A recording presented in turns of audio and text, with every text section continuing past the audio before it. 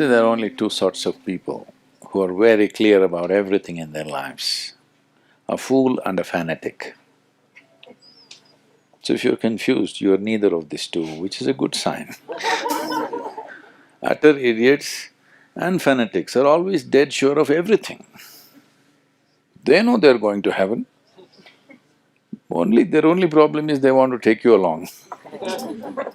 They need company.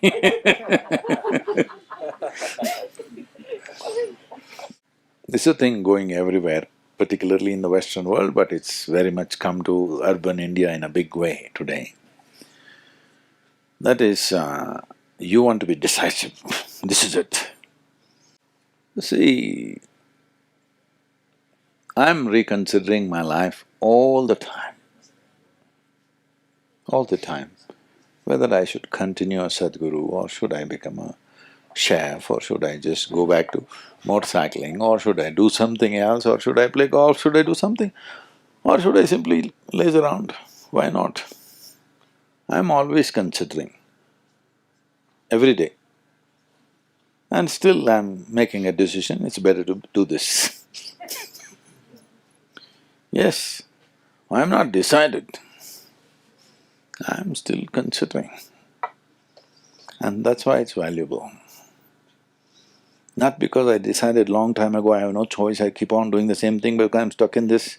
The nature of the mind is, it is intelligent and alive only if every moment it's looking. If it is concluded and decided, it is a dumb mind, it's as good as a block of wood. Every moment it's considering. Only then it is an active mind. It's only that you make this choice, you must be joyfully confused, that's all I'm saying. People get confused and miserable because they have an idea that they must be. They think all successful people are all clear and they're determined, they've made their decisions. No, only fanatics are like that. And fools are like that. Somebody who is successful, he's keeping his eyes open for anything and everything, right? So, this idea that your mind must be made up is a silly idea. It's important that every moment it's a choice, everything that you're doing, life becomes beautiful because there is enormous joy because you want to do this right now. Because I decided 10 years ago I'm doing it, how will you have any joy in what you're doing right now? So, this every day in the morning you get up and you don't know what to do, it's a perfect way to get up. Yes. This does not mean that you will do different things every day. Even if you do the same thing, it's by choice. Then it keeps you alive to everything that you're doing because you're doing it by choice. The choice that you're making is now. You might have made the same choice 10,000 times in the last 10 years, it doesn't matter. But now you're once again making an active choice. This is very important. Only then you will stay alive to life. Otherwise, I made my choice, it will become a burden. I made my choice long time ago, so I have to do it now, is a very burdensome process to live with. So, confusion is way better than silly conclusions that people are making about life. Only thing is you have to learn to enjoy the confusion. Yes, I'm working hard to make you confused. Yes, because all kinds of idiotic conclusions about life, all kinds of stupid conclusions. See, for a long time people had this conclusion that they will go to heaven, all right? I'm just taking one troublesome thing right now because with Afghanistan as a situation, it's troubling everybody in the world. Heaven-bound people, what they do on this planet is, because they're going to heaven, what is on this planet is not of value. Anyway, they're going to heaven. So now they brought it to everybody's face, it's always so. It's just that people don't see it most of the time. But now, with a geopolitical situation, they're rubbing it on your face. We are going to heaven, you are not going, so you see what we will do to you. Anyway, I'm not going to your heaven, I'm not going to compete with you in the real estate of heaven. You can leave me alone. Hello? Yeah, I'm not going to heaven.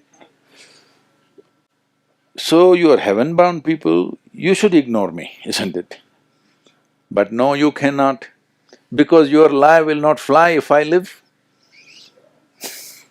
Your lie will fly only if you get rid of me, isn't it?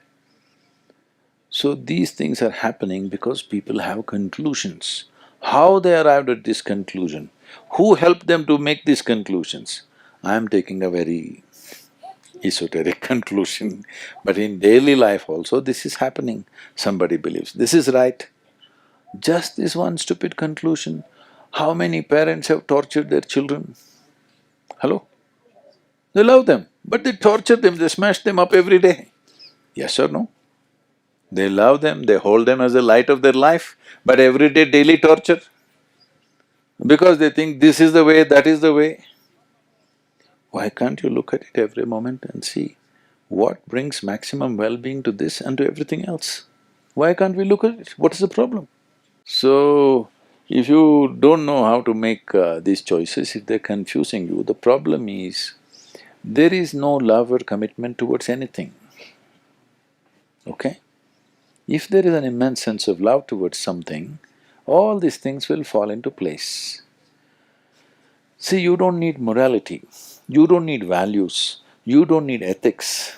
If you're conscious, you don't need any of those things. Suppose that is not possible, the next best thing is you have a deep sense of love.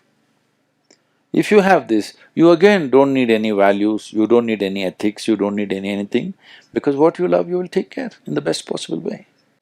Because people think… I think I should read this to you. Because people think love is sappy talk and I love you, you love me nonsense going on everywhere. No, it's a very deep sense of integrity and commitment, isn't it? When you genuinely love something or somebody, there is an enormous sense of integrity towards that. You will never do anything harmful to what you love, if you genuinely love. If love is a mutual benefit scheme, then it's a different matter. Love is not just for sweet words or tenderness of touch and sappy emotions. Love is the bedrock of integrity, courage and sacrifice. Who else but those whose hearts are soaked in love has held others' well-being above their own, who have stood up against threats and dangers but for those invested in love?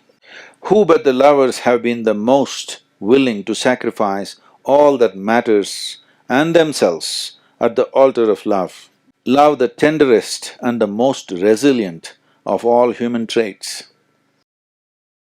You need to build something. If you don't have anything, then this mind's possibility of considering and reconsidering everything every moment becomes a painful process. Otherwise, this becomes a fantastic process. You have to become either conscious or at least loving. Hello? Once you have this, then you will see this daily consideration will not be painful, it will be very joyful and wonderful.